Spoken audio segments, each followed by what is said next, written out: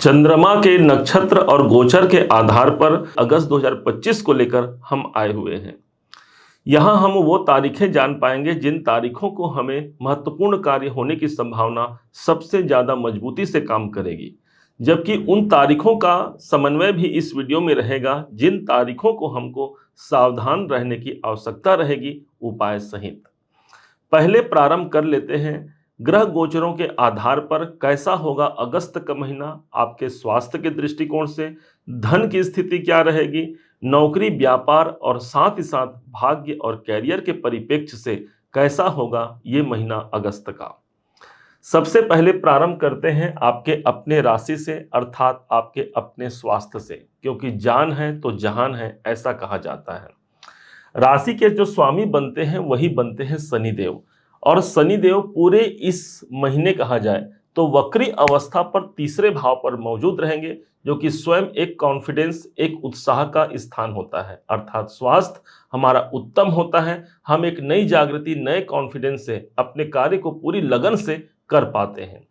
वहीं पर अब धन के स्थिति को यदि समझा जाए तो धन भाव पर राहु जैसा ग्रह विद्यमान है, और वो भी अपने स्वयं मित्र की राशि पर विद्यमान है।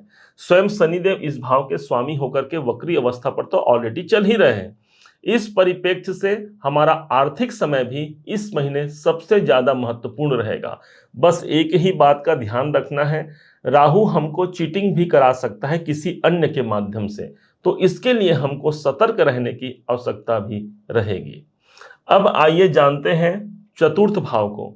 चतुर्थ भाव हमारे सुखों का होता है और यही भाव हमारे प्रॉपर्टी का होता है। स्वामी बनते हैं मंगल, और मंगल पूरे इस महीने भाग्य भाव पर स्थित है, नवम भाव पर स्थित है। इसलिए कोई पैतृक संपत्ति का योग हम चाहते हैं, रुका हुआ है, इस महीने पूरा हो सकता है यदि डिसीजन का समय सामने आना हो तो। चतुर्थ भाव हमारे प्रॉपर्टी का हो गया, साथ में माता जी का हो गया, स्वयं बैठी हुई हैं नवम भाव पर, अर्थात उनके आशीर्वाद से, मातृ आशीर्वाद से हमारे भाग्य की उन्नति भी प्रबलता से आगे बढ़ेगी। पंचम भाव जो विद्यार्थी हैं, शिक्षा प्राप्त कर रहे हैं, अभी छठे भाव पर शुक्र मिल रहे हैं, इसलिए 20 तारीख तक शिक्षा में बहुत ज्यादा मन न लगना ऐसी स्थिति आ सकती है। 20 तारीख से जैसे ही यही शुक्र एक घर आगे प्रविष्ट हो जाएंगे, ये एक अच्छी अनुभूति रहेगी जहां पर आप अपने शिक्षा पे मन लगा पाते हैं और अपने कार्य को आगे बढ़ा पाते हैं। चूंकि ये डिसीजन का समय होता है, इसलिए 20 तारीख के बाद कोई बड़ा डिसीजन सामने आ सकता है जो हमारे पक्ष पर होगा। अब आइए छठे भाव को जानते हैं, जो कि आपके नौकरी का स्थान है, आपके जॉब का स्थान है। स्वामी बनते हैं बुध, और बुध ठीक 11 तारीख को वक्री अवस्था से मार्गी अवस्था पर आ रहे हैं। अर्थात हमारे जॉब हमारे नौकरी को लेकर के यदि कोई समस्या है भी, तो अब वो उस भाव के स्वामी बुध मार्गी हो रहे हैं, अर्थात एक मार्ग से एक सही दिशा पर हमारा नौकरी हमारा जॉब कायम हो पाएगा। ऊपर से यहीं पर शुक्र और गुरु जैसा महत्वपूर्ण ग्रह बैठा है। शुक्र आपके लिए योग कारक हो गया, क्योंकि कैरियर का स्वामी है। कैरियर का स्वामी छठे भाव पर एक अच्छी अनुभूति है। नौकरी में हम एक अच्छे सुख सौभाग्य की प्राप्ति अपने साथ जो काम कर रहे हैं उनको लेकर के प्राप्त करते हैं।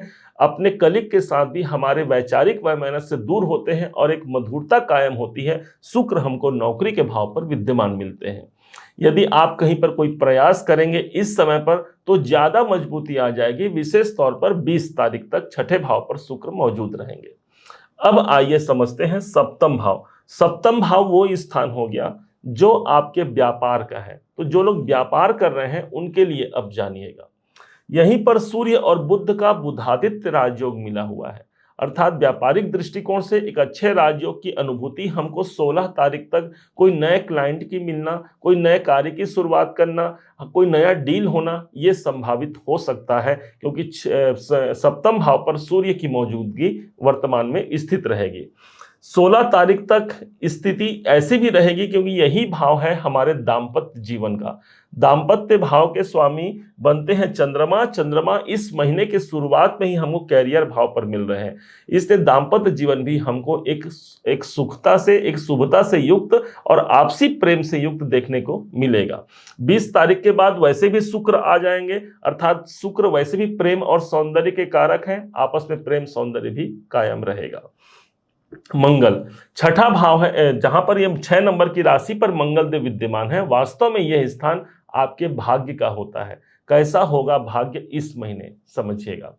मंगल यहां विद्यमान है। मंगल को हम एनर्जी कहते हैं, अर्थात हमारे भाग्य में भी हमारी एनर्जी रहेगी। और यही मंगल की चौथी दृष्टि पड़ रही है 12वें घर पर, अर्थात कोई दूर की यात्रा इस महीने हो सकती है। विदेश संबंधी कोई काम हम करना चाहें वो हो सकता है। कोई यदि आप प्रॉपर्टी संबंधी कामों में संलग्न है, रियल एस्टेट में संलग्न है, तो वो कार्य हमारा बन सकता है।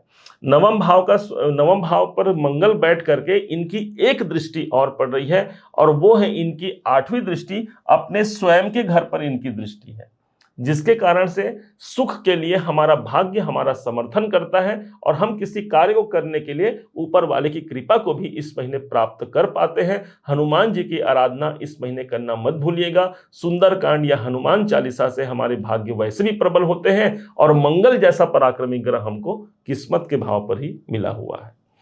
अब जानते हैं कैरियर, सबसे महत्वपूर्ण, क्योंकि कैरियर ही वो स्थान है जो आपके नौकरी और व्यापार दोनों को बैलेंस करता है। दोनों में यदि कहीं कुछ कमी रह गई है तो नौकरी उसको मेंटेन करता है, 10वां भाव मेंटेन करता है। स्वामी बनते हैं शुक्र, और शुक्र की स्थिति इस महीने पूरे 20 तारीख तक छठे भाव पर मिल रही है। इसलिए शुक्र के लिए कहा जाए तो छठे भाव पर मिलना नौकरी वालों के लिए तो अच्छा हो गया, लेकिन व्यापार वालों के लिए 20 तारीख के बाद का समय इनका कैरियर इनको सपोर्ट करेगा। अब लाभ की स्थिति ओवरऑल क्या रहने वाली है? लाभेश बनते हैं मंगल, और मंगल हमको एक भाग्य भाव पर मिले हैं, अर्थात ऐसे कोई लाभ मिल सकते हैं जिसकी कामना हमने छोड़ दी है, और भाग्य की कृपा से हमको वो लाभ या वो कामनाओं की पूर्ति हमारी इस महीने निकलकर सामने जरूर आती है। अब कौन से वो तारीखें हैं जिन तारीखों में हमको शुभ परिणाम मिलने जा रहे हैं? 3 अगस्त, 8, 9, 12, 13, 30 और 31 तारीख हमारे लिए अनुकूल व महत्वपूर्ण तारीखें होंगी। इसके विपरीत 6, 15, 16, 25 और 26 अगस्त को हमको सावधान रहने की आवश्यकता भी रहेगी।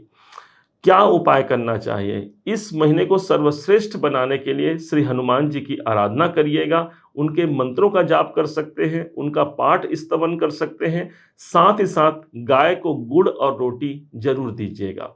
इससे आपके भाग्य की उन्नति होगी, कोई रुका हुआ कार्य शीघ्रता से आगे बढ़ेगा।